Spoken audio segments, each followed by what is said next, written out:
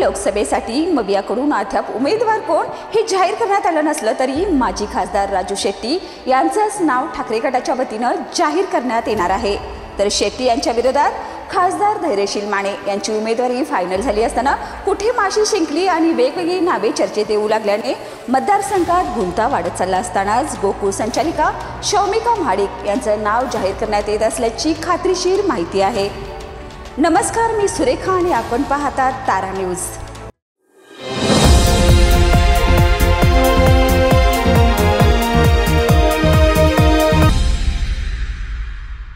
स्वाभिमानी शेतकरी संघटनेचे माजी खासदार राजू शेट्टी यांना महाविकास आघाडी बाहेरून पाठिंबा देणार असल्याची चर्चा आहे।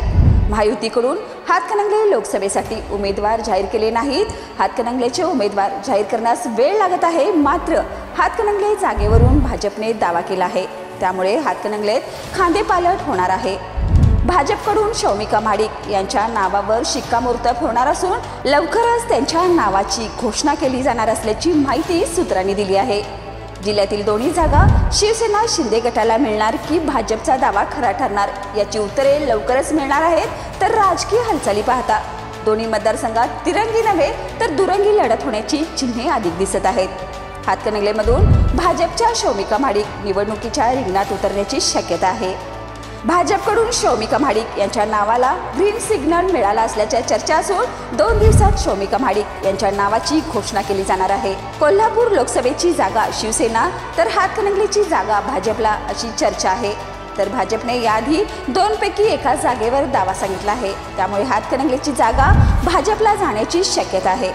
या ठिकाणी शौमिका महाडिक निवडणूक लढणार असल्याच्या चर्चा आहेत। भाजप हायकमांडने तसे आदेशही महाडिक यांना दिल्याचं बोललं जात आहे, त्यामुळे धैर्यशील माने यांचा पत्ता कट होण्याच्या चर्चा जोर धरू लागलेत।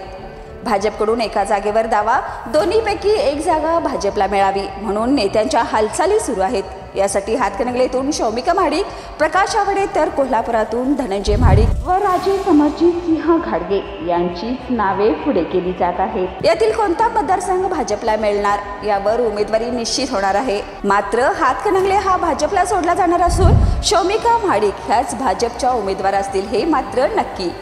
महाराष्ट्रातील शिंदे गटाच्या 13 खासदारांची नावे उमेदवारीसाठी दिल्लीला भाजपकडे पाठवण्यात आली आहेत। गेल्या 2 दिवसात शिंदे गटात आणि महायुतीत इनकमिंग वाढला आहे, यामुळे आणखी कोणी असल्यास त्यांची सोय कुठे करायची याबाबत चर्चा सुरू असल्याने उमेदवारीची घोषणा 2 दिवस लांबणीवर पडली आहे। मंगळवारी महाराष्ट्रातील महायुतीच्या अनेक उमेदवारांची घोषणा करण्यात येणार आहे।